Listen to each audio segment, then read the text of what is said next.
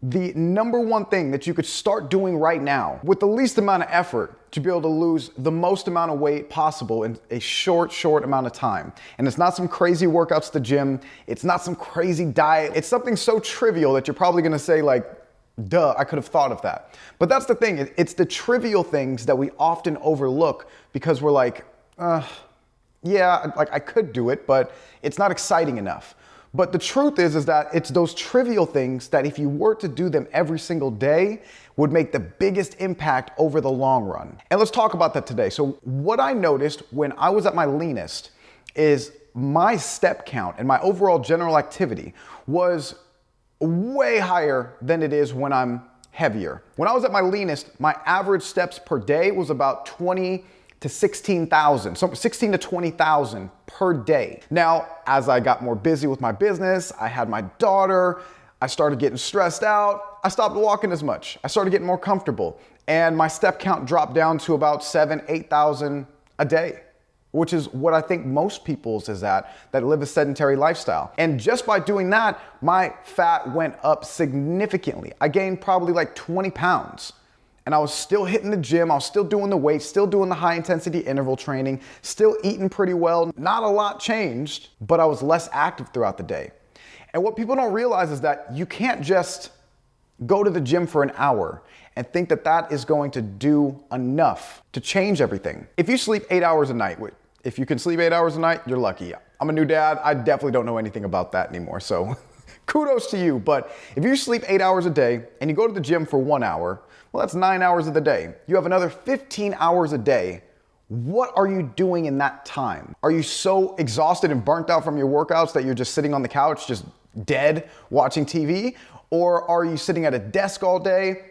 Or are you going on hikes and going on walks and being super mobile and active and doing things? And that's the thing is a lot of these intense, hardcore workouts take a big toll on your body to where you can't do anything else for the rest of the day. Like you're exhausted. I know for me, I could go run 5 or 6 miles, but I can't go do it the next day. I need to have a couple days off in between. Or if I go hit wind sprints, or if I'm doing deadlifts and really hard weightlifting workouts, I'm exhausted for the rest of the day. I just want to chill. But that's the thing is we need to find something that can help us to be consistent. And walking, everybody can do it. It's easily accessible. You don't need some fancy gym membership, some fancy equipment to do it. You don't even need to have a great fitness level. Every one of us can walk. The majority of us can walk, and it's not taxing. You could go on a long walk and it feels like you did nothing except get a boost in energy and a little less stress. You might even got a nice little tan, you know what I'm saying? So what I like to do is I like to go on a 30-minute walk in the morning time and then a 10-minute walk after 2 meals and then another 30-minute walk later in the day. And that helps me to get 10,000 extra steps in per day based on what I was already doing. But sometimes you don't want to walk outside. Like right now where I live, it's summertime and I don't want to go walk in the heat. I'm sorry, but I don't feel like it. David Goggins would probably call me a bitch. While there is merit to, toughening your mind and hardening yourself and going and walking or running in the toughest conditions, sometimes you want to make it easy so that you'll stay consistent with it and that it's not such a struggle. So there's benefits to both. So what did I do? I got a treadmill for the house, which a lot of people have a piece of cardio equipment at their home. They just don't use it. It turns into a coat rack. You might have it in the garage or the shed, whatever the case is, but pull that sucker out and put it to use. And the way to keep it interesting, and this is what I like to do. While I'm walking, I'm either listening to a podcast or watching a movie, or recently I started playing video games. So now what I do is this combination of I'm walking for about 45 minutes while listening to my headphones, listening to a good podcast like Joe Rogan or whatever it is, just watching YouTube videos.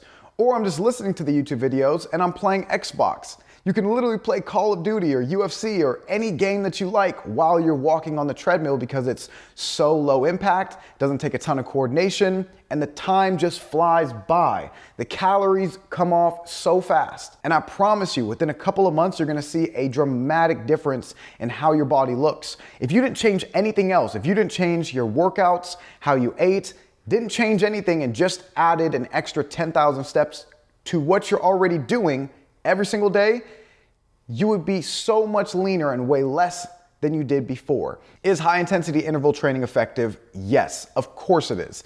But the thing is it comes back to how much it drains you. Whereas with walking, you could do this every day. You could do it for an hour, for 30 minutes after a long day, on your day off, anytime, and it's not gonna take anything out of you.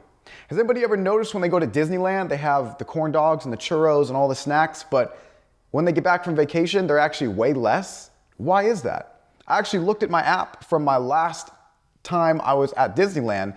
I was walking 42,000 miles, or I'm sorry, tripping. I was walking 42,000 steps per day over that weekend. That's why you can pretty much eat whenever you want when you're burning that many calories. It's the least amount of effort that you'll have to put in to dramatically change the way your body looks while you're working on cleaning up your diet and nutrition and still focusing on hitting the weights in the gym to build muscle and maintain your muscle while you're dieting down. If you like the video, do the YouTubey things, like, comment, subscribe. Let me know what you thought about the video in the comment section below. Let me know how many steps per day do you currently get in right now, okay? Let me know if you want to see more videos. I really appreciate every comment, good or bad. I just love reading them. It's interesting to me, and I'm gonna try to make more videos for you guys and be more consistent. I've been super busy. My daughter is gonna be 1 next month, so huge milestone, but daddy's got to get back to work and get out all this information to help the people out there who are looking for it. But trust me when I tell you, this is going to be a game changer for you.